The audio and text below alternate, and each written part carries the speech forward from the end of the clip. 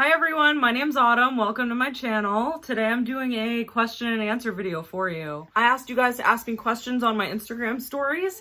Anything about pregnancy, labor and delivery, motherhood, my baby, postpartum, all of that. So it's kind of like a general motherhood Q&A and kind of like a get to know me. So let's get right into it. Also, I apologize if it's kind of noisy in the background of this video. I got my little boy with me. His name is Michael. He's just about 4 months old.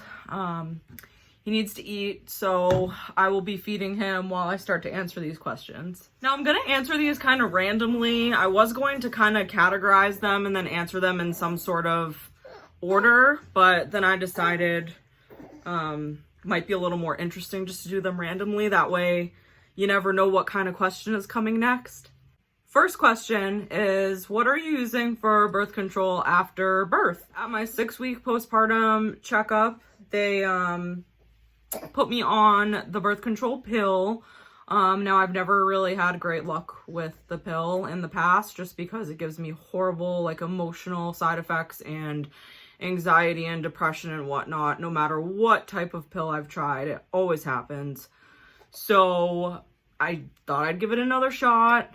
And I was on it for about 1 cycle and I was like, yeah, this isn't working for me. Now I know you're supposed to wait like at least 3 cycles before you can really tell if it's going to work for you or not. But being postpartum with all of the emotions I already had, throwing depression and anxiety on top of it was not good for me. So as of right now, I am not on any type of birth control, but we are practicing safely. What are some of your baby's favorite and least favorite things? Some of Michael's favorite things would have to be sitting up. He can't sit up on his own yet, but he can support his own neck and head. So we do have a little like sit me up for him, and we have an exerciser for him too. So he loves being in that and being eye level with people, upright. He loves looking at faces. He loves staring at like ceiling fans. I know that's pretty weird, but that's like his favorite thing ever since he was a newborn. Probably his least favorite thing is when we try to get him to sleep. Even when he's incredibly overtired, he just fights it so hard. And I mean, once he's asleep, he sleeps really well, but it's the getting to sleep that he absolutely hates.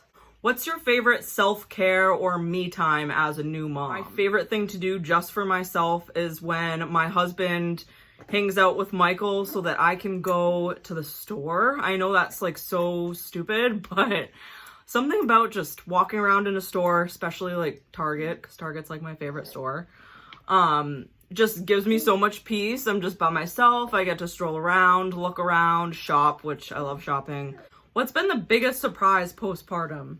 Realizing that you do not have time for yourself anymore. You really have to switch your focus so suddenly from being all about you and your partner to being, oh wow, like everything revolves around this baby.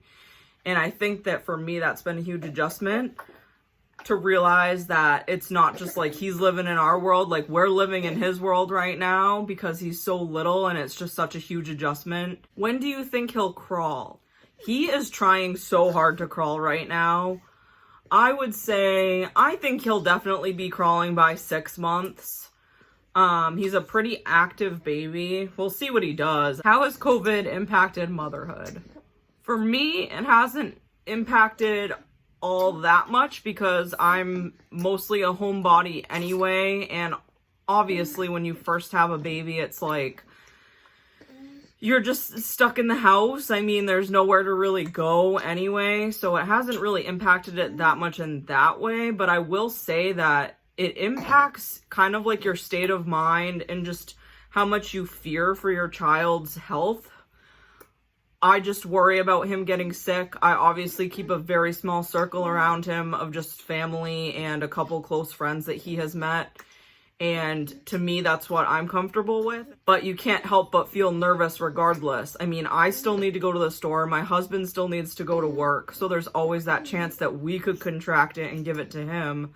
So that's always a big fear. I think the other way that COVID has impacted motherhood for me is that I always imagined myself having, you know, mom friends, like meeting moms locally at a new parents group or something like that, because I know the hospital offers that.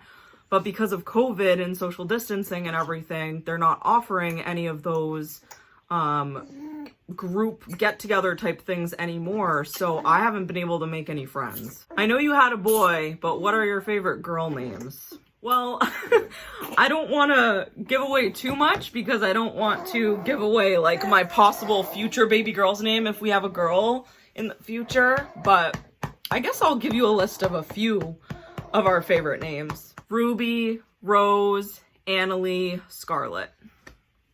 Do you plan to move as your family grows? So I like the general area that we live in, so I don't think that we'll be leaving the area, but we definitely will be buying a house sometime in the next couple of years.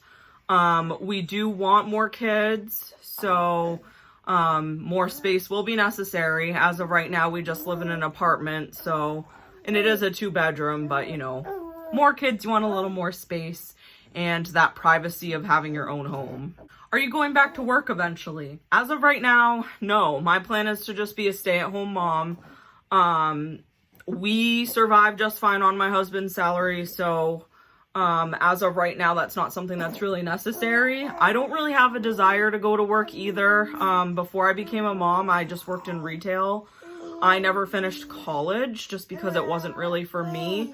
So we'll have to see what the future brings. I would think that maybe once my kids are a little bit older, I would either go back to school or just get a part-time job just to bring in a little extra income and have something to do on the side. But we'll just have to see what happens. How do you feel being a young mom? So I'm going to be 24 years old in a couple months. So I guess that is considered young by today's standards. In the past, my age would not have been considered young to be having a child, but I guess today it is. So I personally don't feel like I am missing out on anything by having my children young. I've always been kind of an old soul though, so it definitely depends on your personality. I find this whole family thing to be the most fulfilling thing I've ever done in my life. So for me, I don't care what others have to say about it. For the most part, I get so much support from everybody, even strangers. So truly, I don't feel like I'm ever really judged for having kids young. How far along were you when you had your miscarriage? And how did that emotionally affect you? So for those of you who don't know, I had a miscarriage before I got pregnant with Michael. I don't really know how far along I was exactly because my cycles are all wacky because I have PCOS. So it's really hard to pin down when I ovulated such and such. So from my calculations, I believe I was anywhere between 6 and 8 weeks pregnant when I miscarried. So pretty early along. I didn't even have a doctor's appointment at that point. Having a miscarriage definitely made me scared about getting pregnant again. And when I did get pregnant with him right after, I was shocked and I was terrified because I thought that I was going to lose again. How many kids do you want? My husband and I want 2 to 3 kids, no more than 3. Most likely it's just gonna end up being 2, but I mean, you never know what the future holds, so definitely 3 maximum. Do you use a bottle sterilizer or do you just boil your bottles? I just boil them. I didn't choose to invest the money in buying a bottle sterilizer. So I boil his bottles, the nipples, and his pacifiers too. And I mean, yeah, it takes a little bit longer, but to me, I didn't really feel like spending the money on a sterilizer. Do you have anxiety with a new baby? Do you check on him frequently to make sure that he's still breathing? In the beginning, definitely. He's in his bassinet right next to our bed, so I am able to see him like in my vision, like clear vision. When I'm in bed, I'm a very light sleeper too, so every noise he makes, I wake up. So yeah, at first I was constantly checking on him, making sure he was breathing, just watching for his, stomach rising and falling. But, Now I don't really worry about it as much. I think when they're really small, it's a lot scarier. But now that he's 4 months old, like, I just don't worry about it as much. Do you have to change him in the middle of the night? And if so, do you keep supplies in your room? So Michael actually, at this point, is sleeping through the night pretty much every night. There are nights once in a while where he'll wake up once. And in that case, yes, we do change him. But if he doesn't wake up at all, I'm not going to wake him up just to change his diaper unless he had like a blowout or something.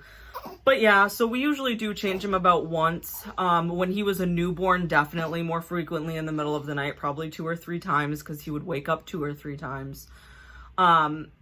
And personally, no, we didn't keep any changing supplies in our bedroom. His nursery is right next to our bedroom, so it was just easy for us to pick him up, get up, and change him on the changing table in the nursery, which is right back there, actually. I just found it more convenient to change him on the changing table. I just prefer doing that, so we keep all of his diapers and supplies right next to that. Was it painful when you stopped breastfeeding? So I only breastfed for a few days in the hospital, and then we switched to formula. It definitely was painful. I was, super engorged. I was in a lot of pain. Basically, the best thing you can do is, take a nice shower, put some compresses on your breasts, wear a really tight sports bra or bra of some sort so that you are trying to stop the milk production. Once you dry yourself up, it doesn't hurt anymore, but yeah, it's pretty painful for a while.